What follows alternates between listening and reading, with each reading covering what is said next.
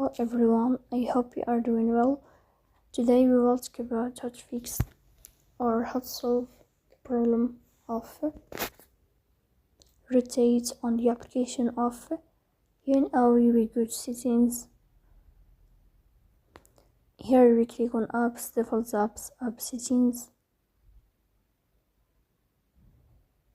In this page you will search about the application of UNO and you click. Here in this page of app info, you will go to first stop and you will click OK. Here you will enter to the window of storage. Then you click on clear cache. In the end you will turn off your phone and you will restart your phone again to fix that problem. So please don't forget to support us.